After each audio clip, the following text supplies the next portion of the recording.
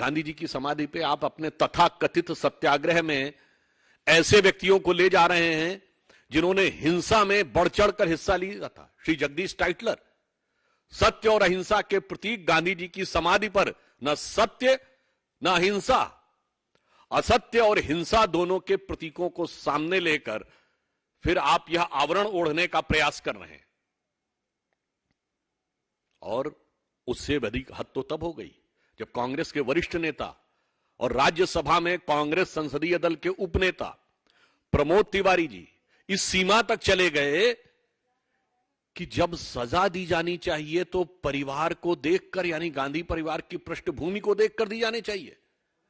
यानी यह बहुत आश्चर्यजनक बात है। इसके अंदर भी एक संवैधानिक विषय है कि कांग्रेस पार्टी न्यायालय के न्यायिक विवेक से अपने को ऊपर समझती है। It means Congress party considered themselves superior than the judicial jurisprudence of the courts, and they will decide that in what manner and on what basis the court should give their final verdict.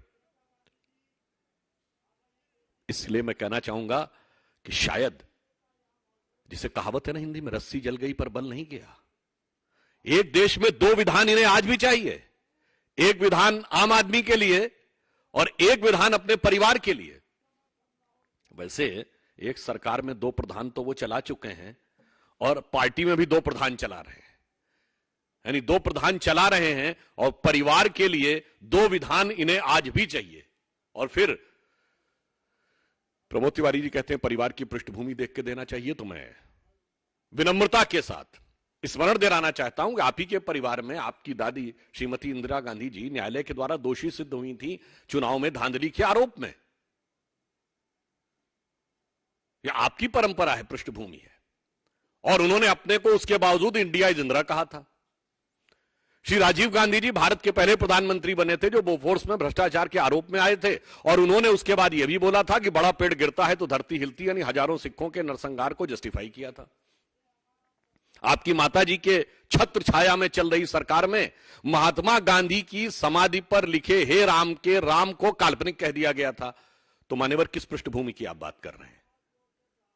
पृष्ठभूमि तो और भी ज्यादा खतरनाक नजर आ रही है, और यहां पर विषय उससे भी ज्यादा है। भारत के पिछड़े समाज के प्रति इस प्रकार का दुराग्रह, और उसके बाद आप जिस बेशर्मी के साथ उस चीज का समर्थन कर रहे हैं वो दुखद है, पीड़ादायी है। ईमानदारी तो यह कहती थी कि आपको क्षमा याचना करनी चाहिए थी, और दुख की बात यह है कि ये जितने भी अपने को पिछड़े दलितों के अलंबरदार बनते हैं वो अचानक मौन साधना में क्यों चले गए? इतना बड़ा बयान, जातिगत अपमान पूरे पिछड़े वर्ग का किसी अन्य ने कर दिया होता तो पूरे देश में आग लगा दी होती, परंतु आज ऐसा लग रहा है कि ये सारे के सारे अलंबरदार मौन साधना में चले गए। बड़े आश्चर्य की बात है जो ये कहते हैं थे कि आतंकवाद का मजहब नहीं होता, वो दो सरनेम के आधार पे भ्रष्टाचार की जाति बताने लगते हैं। कितनी डुप्लिसिटी ऑफ द कैरेक्टर है इनमें। और मैं ये भी कहना चाहूंगा शायद राहुल गांधी जी के लिए चोर शब्द बहुत भारी पड़ रहा है। 2019 के लोकसभा चुनाव में उनको इसी के लिए सर्वोच्च न्यायालय से लिखित माफी मांगनी पड़ी। मान्यवर, मैं कांग्रेस के नेताओं से कहता हूं पृष्ठभूमि यह है, न्यायालय के द्वारा लिखित माफी मांग चुके हैं, न्यायालय के द्वारा बेल पर हैं भ्रष्टाचार के आरोप में, और न्यायालय के निर्णय को मिसकोट करने के लिए अनकंडीशनल एपोलॉजी मांग चुके हैं। तो आप किस पृष्ठभूमि की बात कर रहे हैं? इसलिए मैं सिर्फ यह कहना चाहूंगा कि यह सत्याग्रह किस लिए? मैं स्पष्ट कांग्रेस पार्टी से पूछना चाहता हूं, यह तथाकथित सत्याग्रह किस लिए है?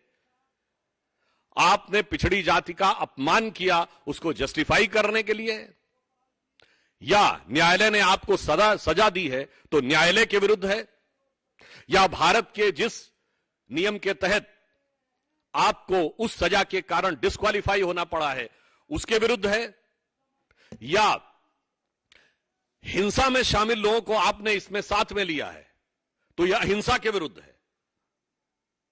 इसलिए मैं यह कहना चाहता हूं कि यह कोई लोकतंत्र के लिए नहीं है। लोकतंत्र के अंदर राजनीतिक अहंकार का पूर्वाग्रह जिन लोगों में है और पिछड़ी जातियों के प्रति दुराग्रह जिन लोगों में है, यह उनके अहंकार का एक प्रदर्शन मात्र है और कुछ नहीं। और यदि मैं कहूं कि बहुत दुख की बात है, यह किसी भी भारतीय के लिए पीड़ा की बात है कि महात्मा गांधी की समाधि पर महात्मा गांधी के सत्याग्रह शब्द का प्रयोग यदि ये लोग करते हैं तो गांधी जी के सत्याग्रह और इस तथाकथित सत्याग्रह में उतना ही अंतर दिखता है जितना पंचतंत्र में भगत और बगुला भगत में। धन्यवाद।